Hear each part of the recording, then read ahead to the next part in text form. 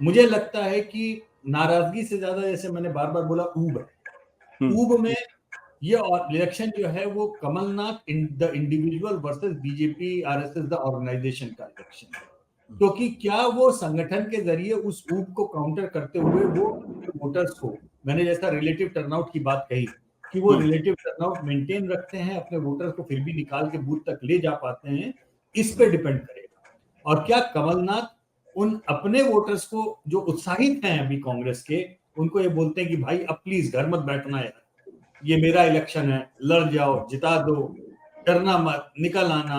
डरना मतलब घर मत बैठो, ऊब भले ही हो, ठीक है, बाहर निकलो, वोट डालो।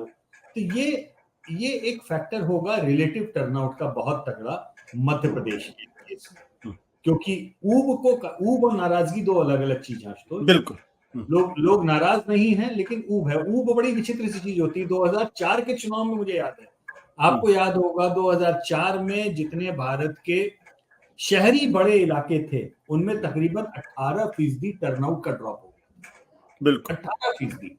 और भाजपा जो शहरों की पार्टी मानी जाती थी, वो 2000 के चुनाव में अपने शहर के सारे स्ट्रॉन्ग होल्ड्स लाइन से हार गई थी। और ग्रामीण इलाकों में 2004 में भाजपा ने पहली बार बड़ी सफलता हासिल की थी। ये उलट बांसिया था।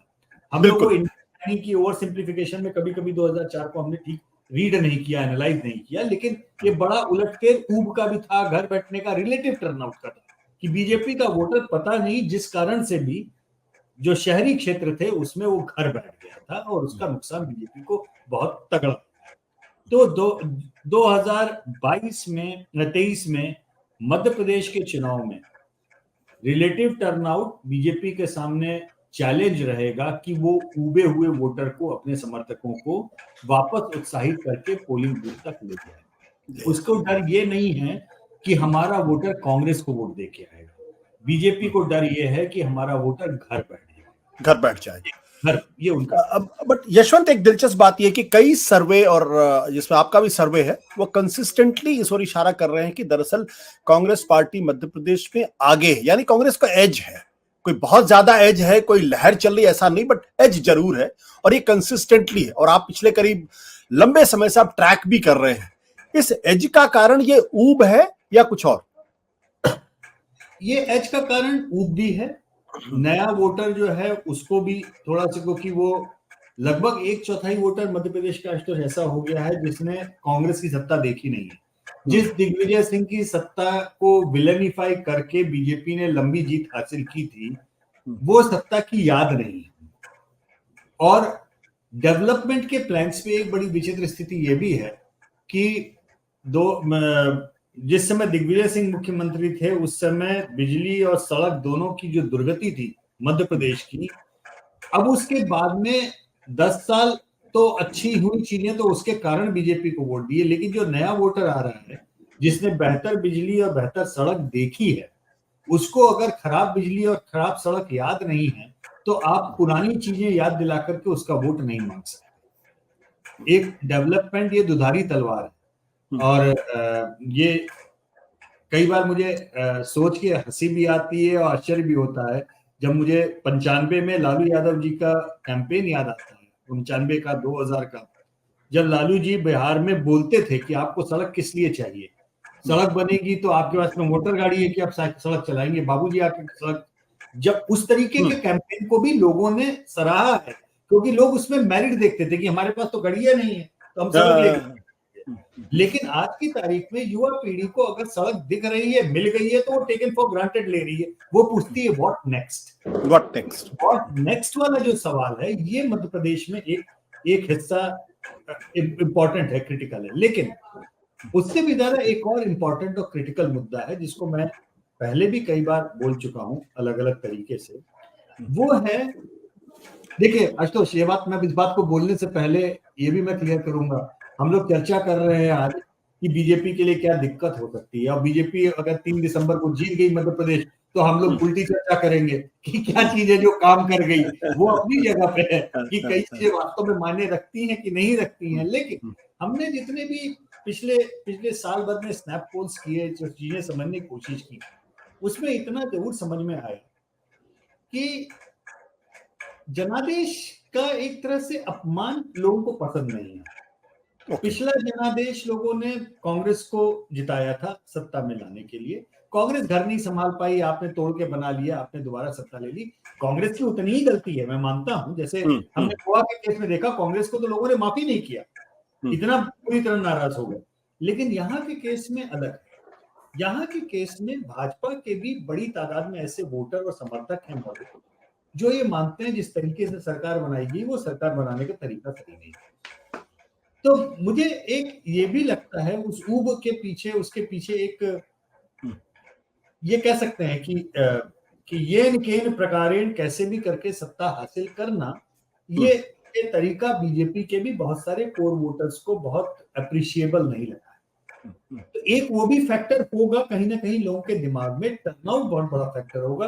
टर्नआउट कैसा होता है मध्य प्रदेश में, इस पे निगाह रखिएगा। अलग अलग क्षेत्र में, क्योंकि आप जानते हैं कि सारे क्षेत्रों का मिजाज बिल्कुल अलग अलग है, तो अलग क्षेत्र में टर्नआउट कैसा होता है उस पर निगाह रखिएगा। एक चीज और इंपॉर्टेंट है, फिर मैं राजस्थान और छत्तीसगढ़ बारे में बात करेंगे कि राजस्थान के अंदर एक इंटरेस्टिंग फैक्ट ये है कि आज की तारीख में वहां दो मुख्यमंत्रियों के बीच में एक तरीके से लोगों को चयन करना है, कमलनाथ को चुनना है या फिर शिवराज सिंह चौहान को चुनना है।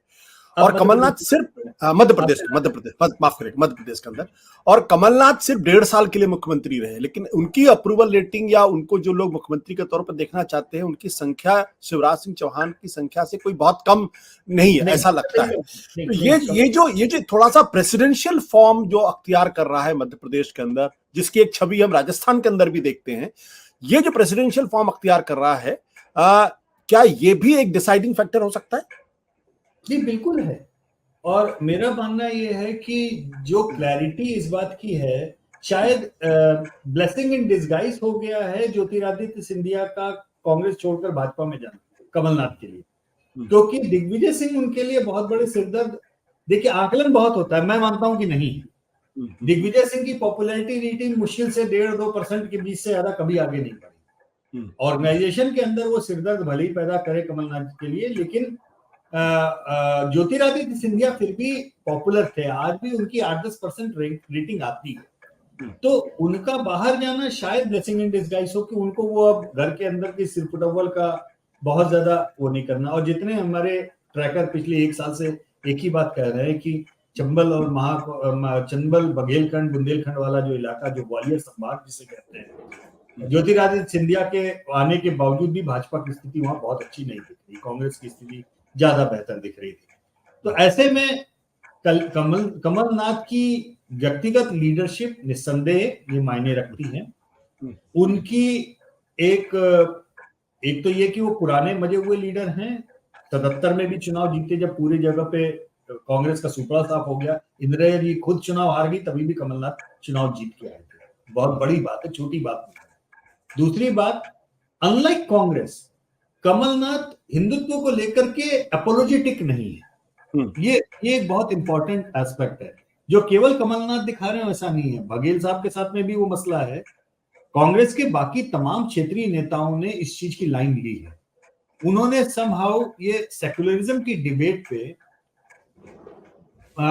Let's put it this way, जो उनकी इमेज प्रो मुस्लिम हो इसमें कोई इश्यू नहीं है, लेकिन उन्होंने अपनी इमेज को एंटी हिंदू नहीं बनने दिया। बिल्कुल, ये एक इंपॉर्टेंट पतली और महत्वपूर्ण बात है, महीन रेखा है, पतली लाइन है दोनों के बीच में। कांग्रेस के दुर्भाग्य से उनके केंद्रीय नेतृत्व के साथ में ये बात लागू नहीं होती। वो तमाम चीजें ऐसी करते रहते हैं जिसके कारण बार बार अभी भी उनके सलाहकार जो भी है, जैसे मसलन एक छोटा सा आपको एग्जांपल दूं, हालांकि लोग कहेंगे कि विधानसभा चुनाव में इस मुद्दे का क्या लेना देना है, लेकिन शांति से बैठ के सोचिएगा तो लेना देना आपको दिखेगा। देश का एक बड़ा वर्ग, बहुत बड़ा वर्ग, इंक्लूडिंग देश की सरकार, फॉर्मली फिलिस्तीन के पक्ष में है, लेकिन 7 अक्टूबर की घटना के बाद में पहला रिएक्शन देश के बड़े जनमानस का था कि आतंकवादी घटनाएं नहीं होनी चाहिए। कांग्रेस ने जो पहला स्टेटमेंट दिया उसमें हमास का नाम तक नहीं दिया। उन्होंने पहला स्टेटमेंट केवल और केवल फिलिस्तीन के समर्थन में दिया।